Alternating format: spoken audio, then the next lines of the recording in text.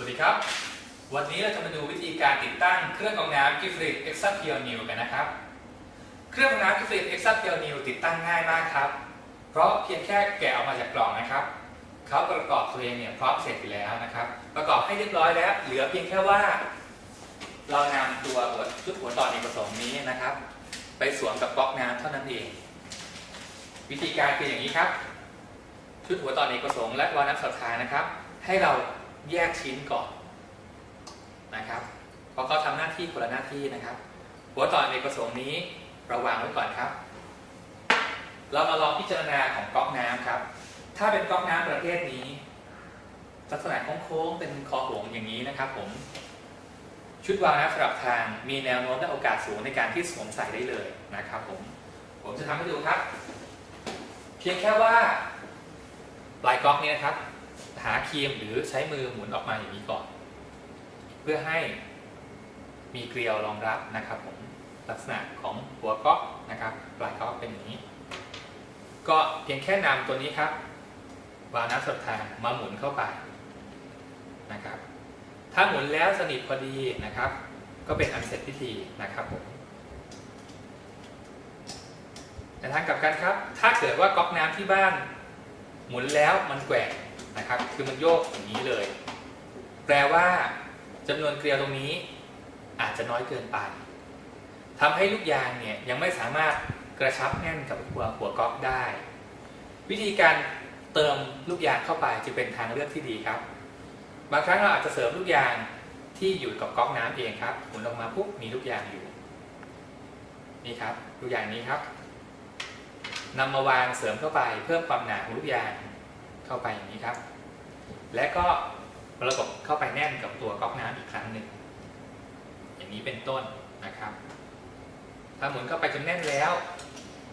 สายไม่แกว่งน้ำไม่รั่วไม่ซึมก็เป็นอันเสร็จพิธีครับสำหรับการใช้งานนะครับสำหรับการติดตั้งครับอย่างนี้เป็นต้นครับหมุนเข้าไปจนแน่นแล้วสายไม่แกว่งครับสามารถเปิดใช้งานได้ทันทีครับอย่างนี้เป็นต้นนะครับผม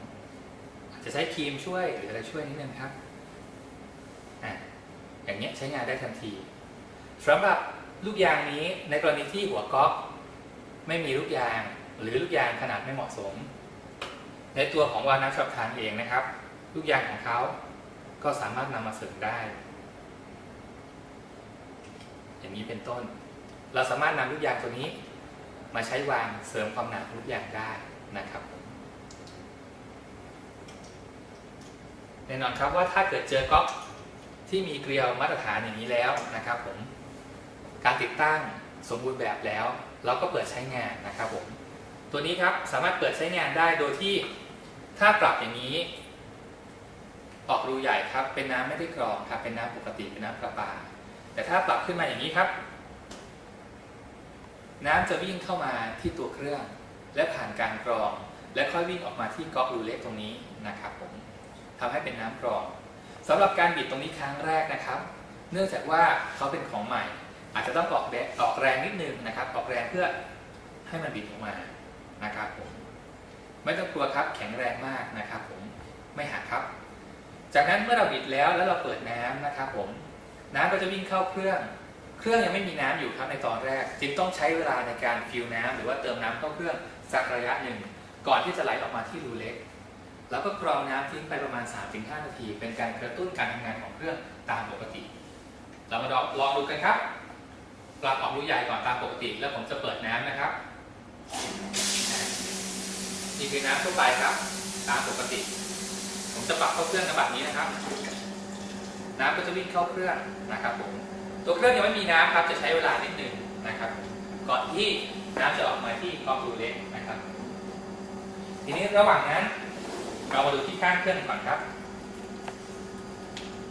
ตัวนี้ครับจะมีสายไฟอยู่นะครับก็คือเป็นสวิตช์ควบคุม UV นะครับแล้วก็นำไปสวมกับไปเปิดสวิตช์นะครับเพื่อให้ UV ทำงานนะครับก็สวมเข้าไปที่ปลั๊กของเรานะครับถ้าปรับอย่างนี้ถ้าเราเปิดสวิตช์นะครับไฟ UV จะสว่างตรงนี้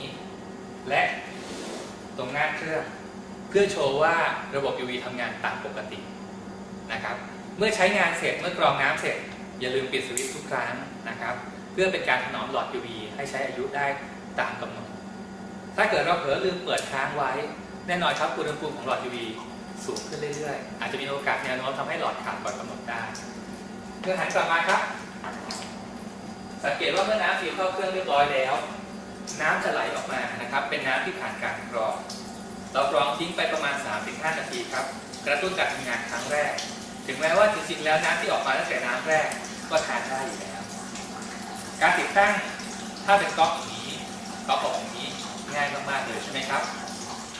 แน่นอนครับในกรณีที่เป็นก๊อกอื่นๆนะครับผมก๊อกอย่างนี้เป็นต้น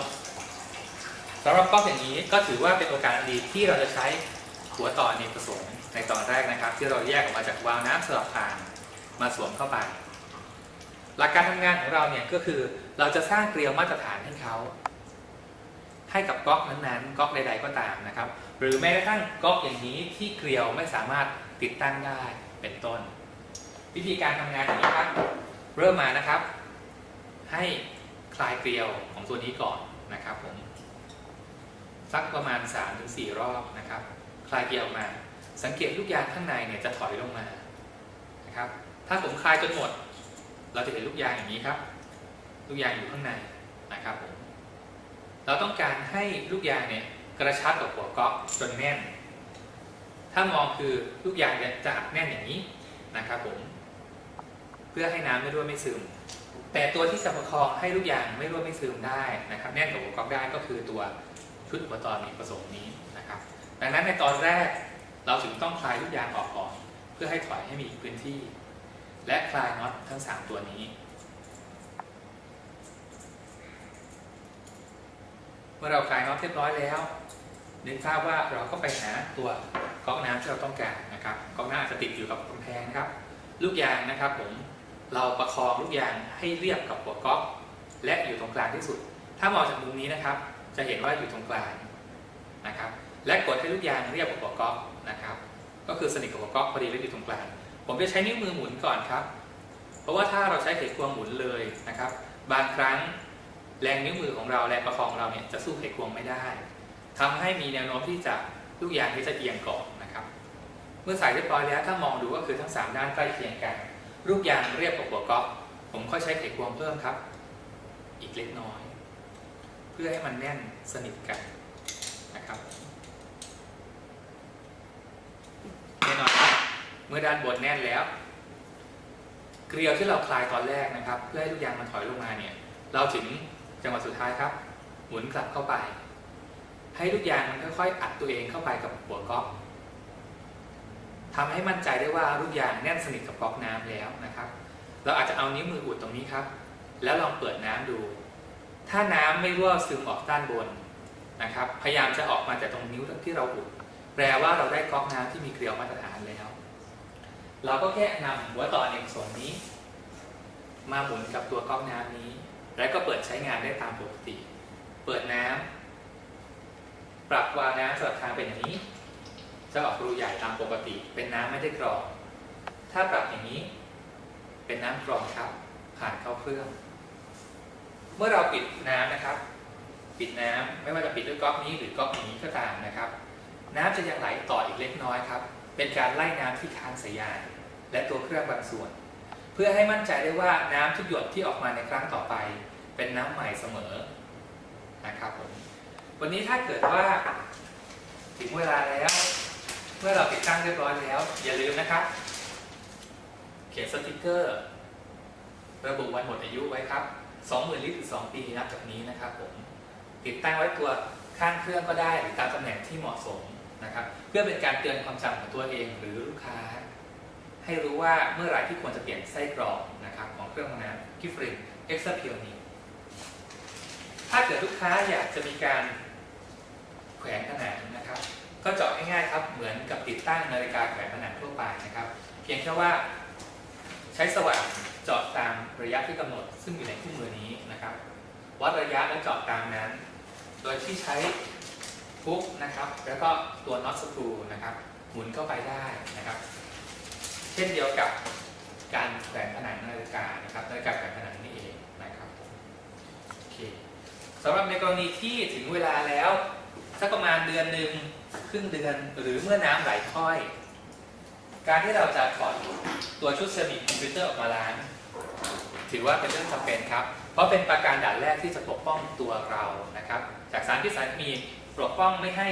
สารโมเลกุลใหญ่ๆหรือว่าฝุ่นต่างๆเข้าไปในเครื่องหรือเป็นส่วนของกรองละเอียดเพราะข้างนอกเป็นการกรองหยาบก่อนเข้าเครื่องแน่นอนครับส่วนไส้เซรามิกนี้อาจจะมีน้ำค้างอยู่นะครับดังนั้นเรายกนิดหนึ่งเพื่อที่ว่าจังหวะนี้เราจะได้บิดเพื่อให้น้ำไหลออกมาให้เรียบร้อยนะครับเดี๋ยวผมจะทำให้ดูนะครับสมมุติว่าตรงนี้เลอะได้แล้วกันนะครับผมก็บีบออกไปนะครับบีบด้วยมืออย่างนี้เป็นต้นสมมติว่าเลอะได้นะครับถ้าเป็นตำแหน่งที่เลอะได้อยู่แล้วเราบีบได้เลยครับอาจจะมีน้ำค้างออกมาไม่ต้องตกใจมันอยู่ในตำแหน่งที่เลอะได้นะครับโอเคนะครับบางครั้งเราอาจจะใช้เครื่องมือช่วยครับนะครับช่วยไปนะครับผ่อนแรงของเรานะครับ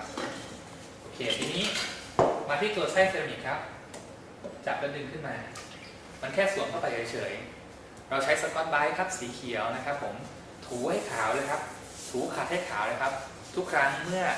น้ำไหลค่อยถูขัดนะครับขัดให้ขาวอีกครั้งหนึ่งเป็นการทำให้เครื่องของเราเนี่ยสามารถกรองน้ำไหลสะดวกได้อีกครั้งหนึ่งเมื่อถูขาวเสร็จแล้วใส่ไก่กลับเข้าไปที่เดิมครับวิธีการใส่ครับนะครับเพียงตรงนี้ใส่เข้าไปที่รูของเขากดเข้าไปนิดหน่อยแล้วก็หมุนกลับเข้าไปที่เดิมอย่างที่บอกครับถ้าตำแหน่งนี้ไม่สามารถเลิกได้อย่าลืมหากระมังหรือยกก่อนยกตรงนี้ก่อนครับแล้วก็ล้างเปลือกออกนะครับโอเคเพื่อเป็นการทุ่นแรงครับเพิ่มแรงอีกนิดหน่อยเพื่อให้แน่นเต็มที่เท่านั้นเองระวังนะครับอย่าออกแรงมากเกินไปในตอนขันให้แน่นเพราะจะทำให้เราต้องใช้แรงมากขึ้นในตอนที่หมุนออกนะครับเพียงแค่นี้ทุกครั้งเราก็มั่นใจได้ว่าเราจะได้น้ำดื่มที่ดีเพื่อตัวเราและคนที่รักทั้งครอบครัวครับติดตั้งเครื่องกรองน้ำกิฟต์เอ็กซ์เพรียลนิวไม่ยากเลย